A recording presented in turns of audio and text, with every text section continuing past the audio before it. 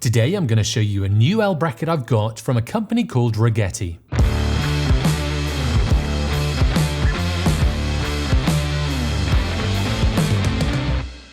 If you've been watching my channel for a while, you'll know that I've been using L brackets for a long time now, and I love them. They make switching from landscape to portrait orientation really quick and easy. They also offer a little bit more protection for your camera.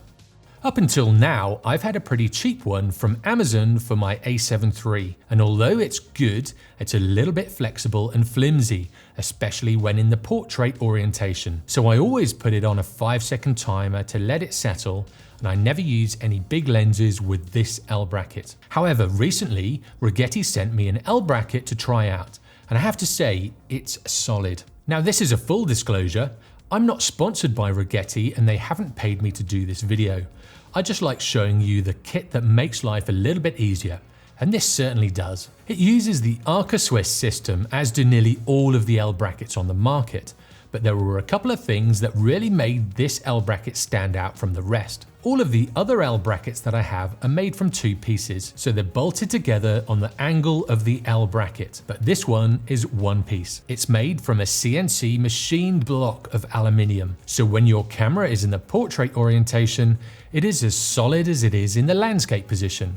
The second thing I really like about this L bracket is that there are no cutouts in the portrait orientation mounting part.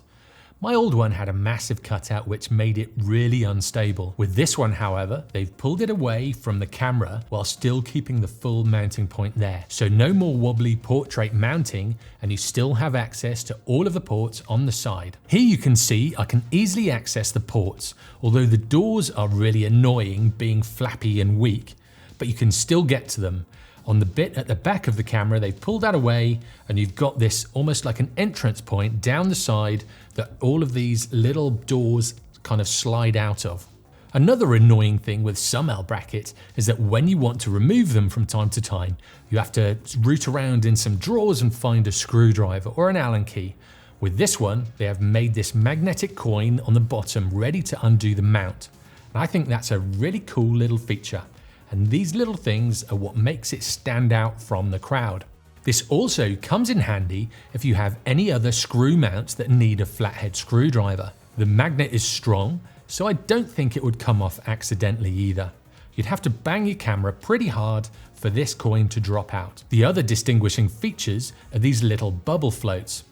I thought they were a bit of a gimmick to start with, but I've actually used them quite a few times, and it's quite nice having a bubble float on the back, so when you're in landscape position, straight away you can get your orientation spot on. And the same for the portrait orientation. It does have a level on the side as well, but it's a little bit tricky to see. Also, it has center marks for the lens in both orientations. So if you need to line up your lens with the tripod head, this is a nice little touch. One other good thing is that it has a 1/4" thread on the side, which actually comes in really handy for me as I use a shoulder strap. I use these side straps, and this is a really good place to hang the camera from. I find with these shoulder straps, when you attach them to the base, the lens tends to push into your leg and into your hip a little bit. And for any of you that use a Peak Design capture plate, there is a 1/4" thread on the base where you can still mount this small plate. The only downside to this is then it locks that coin in place, so no easy access to this and back to using a flathead screwdriver. Now there are a few downsides to this L bracket. My old L bracket had a small edge that went around the battery door. This offered a little bit of support for my little finger, and since using the Rogeti L bracket, my pinky doesn't have anywhere to go and just feels a little bit lost. But I am getting used to this. So if they do make an upgrade to it, I hope that they put this little extension bit around the battery. Also, it covers up the strap mounting point on the left-hand side of the camera. If like me, you have removed these little triangular bits, it's not a problem. But if you have these attached and want to use this L bracket, I'd suggest getting a shoulder strap or a hand grip to offer some kind of protection against dropping your camera. Now if you are interested in this L bracket, it retails at around about $80, but it's such a solid L bracket that I think it's well worth it.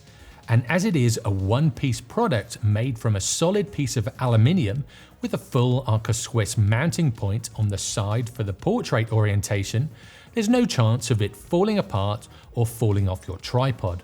If you want a solid L bracket for your Sony A7 III, R3, and also the A7r2, the A7 II and the A7S2, check them out in the link below.